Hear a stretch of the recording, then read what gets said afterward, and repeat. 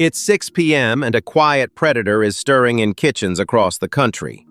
It doesn't hunt, it suggests. And last month, 41% of us asked it the very same question. What should I make for dinner?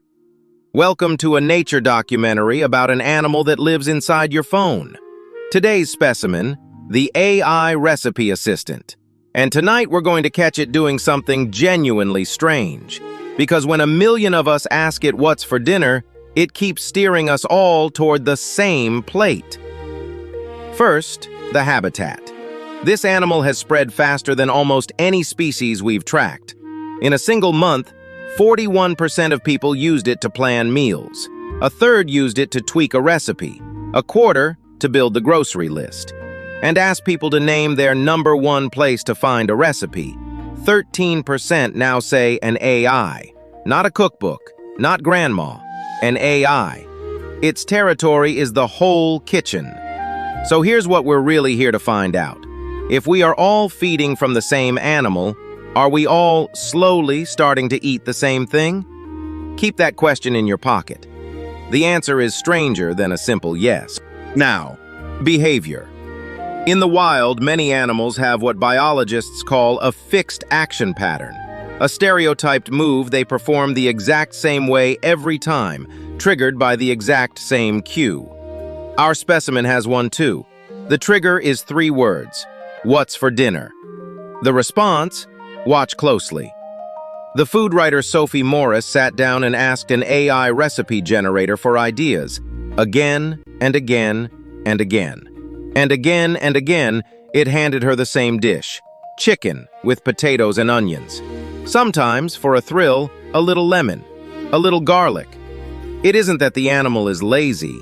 It's that, asked a wide-open question, it reaches for the safest, most average answer in its memory.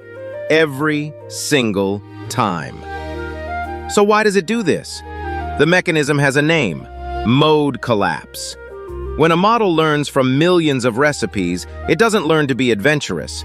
It learns to be likely. And the single most likely dinner is, almost by definition, the average one. Researchers put hard numbers on this in 2026. Ask a dozen different AI models the same question, and their answers resemble each other far more than ours resemble each other. The whole species thinks alike. And here's the part that should give you pause.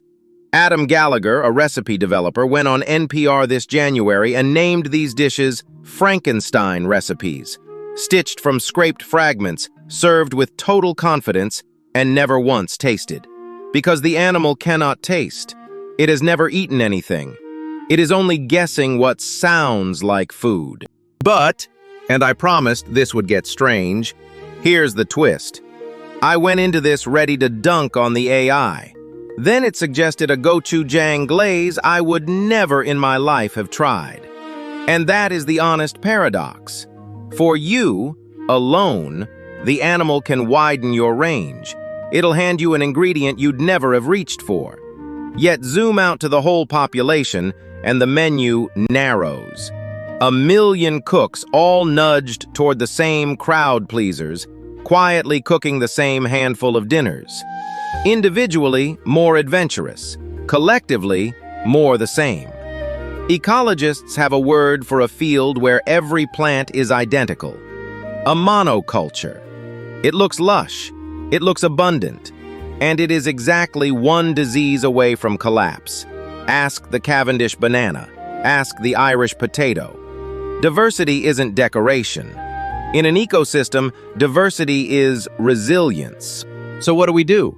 Stop asking? No, the fix isn't to fear the animal, it's to keep a little wildness in your own kitchen. This week, cook one thing no model would ever suggest. The family recipe, the strange regional dish, the cookbook page nobody has scanned. Be the heirloom seed in the monoculture. And here I'll be honest about us too. Recipy runs on AI. We're not pretending otherwise. The difference is what we feed it. Real, tested recipes, not a blur of scraped guesses. And when a recipe is AI-generated, we label it plainly, grounded, and honest about it. The difference between a monoculture and a seed bank.